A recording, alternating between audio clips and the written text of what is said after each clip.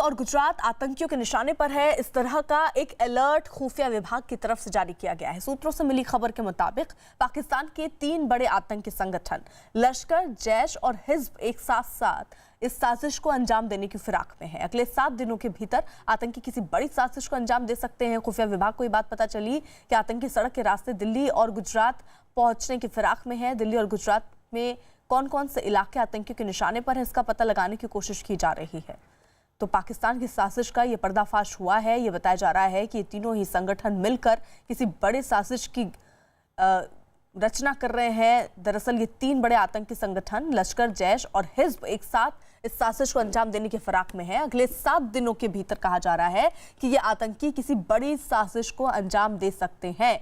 खुफिया विभाग को ये जानकारी मिली है कि आतंकी सड़क के रास्ते दिल्ली और गुजरात पहुंचने की फिराक में है और दिल्ली और गुजरात के कौन कौन से इलाके आतंकियों के निशाने पर हैं, इसका पता लगाने की कोशिश की जा रही है। जनक हमारे साथ इस वक्त जुड़ गए हैं। जनक, किस प्रकार की साजिश सामने आई है और इलाकों को क्या चिन्हित किया जा चुका है कि कहां-कहां इनकी क्या साजिश हो सकती है, किन इलाकों में?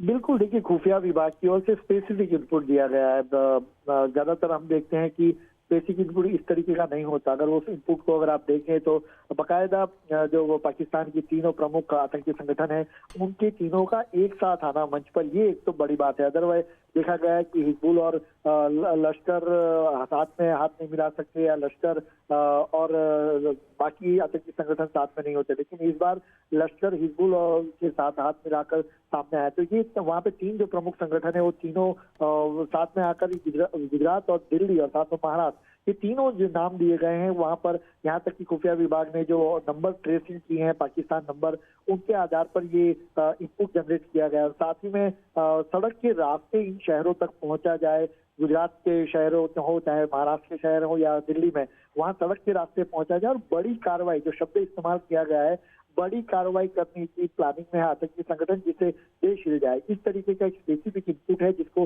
राज्य सरकार ने बेहद गंभीर लिया है और 7 दिन का वक्त लिखा गया है इनपुट में कि ये 7 दिन के अंदर कोई बड़ी कार्रवाई करने की आतंकी प्लानिंग में है और उस प्लानिंग को कैसे रोका जाए। जनक, नजर बनाए रखिए आप। भारत में कोरोना के मरीज तेजी से बढ़ रहे हैं। भारत में कोरोना मरीजों का आंकड़ा 1,82,143 हो चुका है और अब तक 86,984 मरीज ठीक भी हो चुके हैं। वहीं कोरोना से 5,164 मरीजों की मौत भी हो चुकी है। कुल मिलाकर भारत में इस वक्त 89,995 एक्टिव केस हैं, जो वहीं पिछले 24 घंटे में भारत में 8,380 कोरोना मरीज बढ़े हैं, जो अब तक का 24 घंटे में नए कोरोना मरीजों का सबसे बड़ा आंकड़ा है।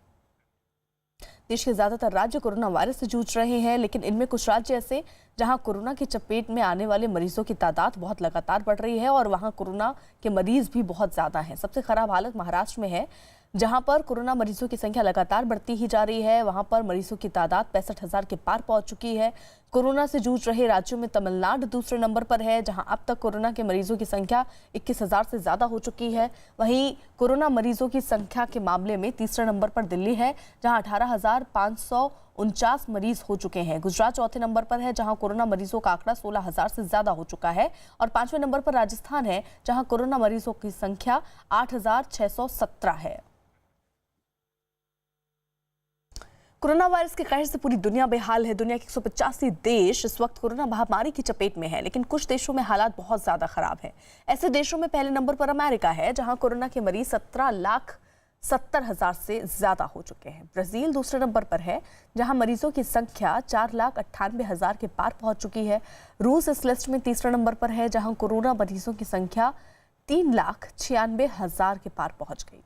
ब्रिटेन चौथे नंबर पर है, जहां कोरोना के मरीजों की तादाद 2,74,000 से भी ज्यादा है और 5वें नंबर पर स्पेन है, जहां कोरोना मरीजों की संख्या 2,49,228 है।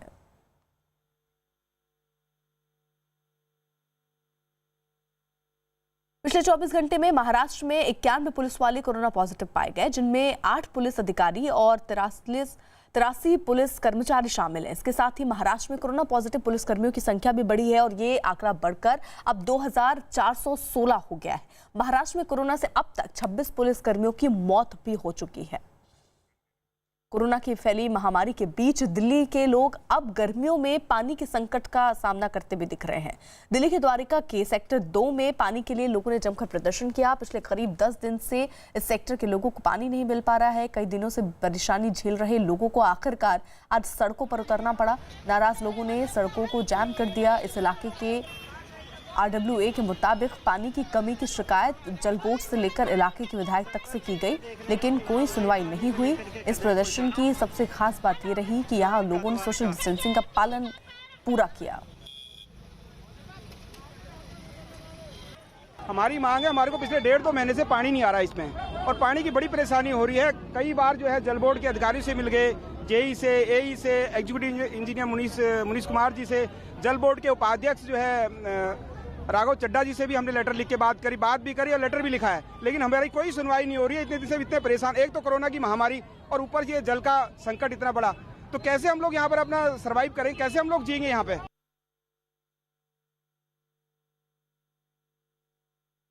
भी नहीं, हम छोटी गली में रहते हैं, छोटी गली वाले कहाँ जाएंगे, बड़ी गली में पॉइंट बना रखे हैं। गली में पानी नहीं आता, मार्च स्टार्ट होता है, पानी ही खत्म हो जाता है। हम लोग किस तरीके से झेलते हैं। सरकार बोलते हैं महामारी से बचो और टैंकर भेज देते हैं, उसमें सरकार आकर देखते नहीं है कि हाँ कितना पानी आ रहा है। तो लॉकडाउन की वजह से मजदूरों का अपने घर लौटने की जद्दोजहद अभी भी जारी है। दिल्ली यूपी बॉर्डर पर एक मजदूर का परिवार कई घंटों से फ्लाईओवर के नीचे बैठा हुआ दिखा और सरकार से मदद की गुहार लगा रहा है। इस परिवार में एक दिव्यांग सदस्य है, तो साथ में 6 महीने की बच्ची भी है। दिल्ली के करोल बाग से यूपी के सिद्धार्थनगर जाने के लिए निकले इस परिवार को पुलिस ने बॉर्डर पर रोक दिया है। आरोप है कि लॉकडाउन में काम बंद होने के बाद मकान मालिक ने भी इन्हें घर से निकाल दिया। इसके बाद ये लोग दर-दर को भटकने के लिए मजबूर हो गए। हम इस वक्त गाजीपुर बॉर्डर पर हैं और गाजीपुर बॉर्डर पर पटरी पर सोया है एक परिवार, 2 परिवार, 3 परिवार, ऐसे कई परिवार हैं जो यहाँ पर पटरी पर हैं। आप देख सकते हैं, क्योंकि उनके पास इस समय घर जाने के अलावा और कोई चारा नहीं बचा। इस वक्त मैं दिखाना चाहूंगा इस परिवार को जो करोल बाग में अपना काम करते थे, कपड़े की दुकान में पूरा परिवार जो यहाँ पर काम करता था वो यहाँ पर था। और इस परिवार में जो एक शख्स हैं वो घर के मुखिया हैं लेकिन विकलांग हैं, इसकी वजह से काम नहीं कर सकते। लेकिन मासूम बच्ची है उनकी 6 महीने की, और आप देख सकते हैं यहाँ पर जो लोग यहाँ पर आसपास के लोग कुछ देकर जा रहे हैं वही उनके लिए इस वक्त खाने की चीज़ बनी हुई है, क्योंकि यहाँ पर उनके पास कोई चारा नहीं है। करोल बाग में काम खत्म होने के बाद 3 महीने जैसे तैसे गुजारे। किराए के लिए मकान मालिक से कई बार गुजारिश की, लेकिन मकान मालिक ने उनसे किराया वसूला और उसके बाद वहाँ से चला गया। काम धंधे का पैसा नहीं मिला, जिसके बाद पैसा नहीं होने की वजह से उनके पास दिक्कत परिवार को चलाने की हुई और आज परिवार सिद्धार्थनगर यानी उत्तर प्रदेश के सिद्धार्थनगर में जाने के लिए बेबस है। और ये यहाँ पर सरकार से गुजारिश कर रहे हैं कि सरकार की तरफ से दखल हो और उन्हें सिद्धार्थनगर उत्तर प्रदेश में भेज दिया जाए, क्योंकि इन्हें अब दिल्ली में नहीं रहना है।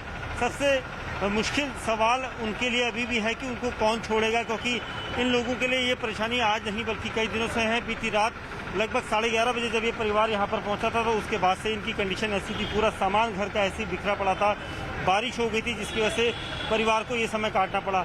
अब ये कोशिश कर रहे हैं कि यहाँ से कोई आए और उनको लेकर जाए, ताकि यहाँ पर उनकी स्थिति जो है वो थोड़ा ठीक हालात में हो। और सरकार की तरफ से अभी एक बस आई है जो इन सभी को यहाँ से लेकर शेल्टर होम की तरफ जाएगी, जहाँ पर इनकी स्क्रीनिंग की जाएगी और स्क्रीनिंग के बाद ही इन लोगों को उनके घर यानी उत्तर प्रदेश के सिद्धार्थ नगर में भेजा जाएगा। ये दिल्ली पुलिस की तरफ से ये कवायद की जा रही है ताकि इन लोगों को यहाँ से शेल्टर होम ले जाया जा सके। इसी बीच बड़ी खबर, आम आदमी पार्टी के पूर्व पार्षद ताहिर हुसैन के खिलाफ दिल्ली के चांदबाग हिंसा मामले में पहली चार्जशीट दाखिल की जा सकती है। खबर है कि दिल्ली पुलिस की क्राइम ब्रांच की SIT अगले 2 दिन में ये चार्जशीट दाखिल कर सकती है। चार्जशीट में आम आदमी पार्टी के पूर्व पार्षद ताहिर हुसैन और उनके भाई शाह आलम समेत 15 लोगों को आरोपी बनाया गया है। आम आदमी पार्टी के पूर्व पार्षद पर IB के कर्मचारी अंकित शर्मा की हत्या का आरोप भी है। आनंद तिवारी हमारे साथ हमारे सहयोगी इस वक्त जुड़ चुके हैं। आनंद, कब तक ये चार्जशीट दाखिल हो सकती है?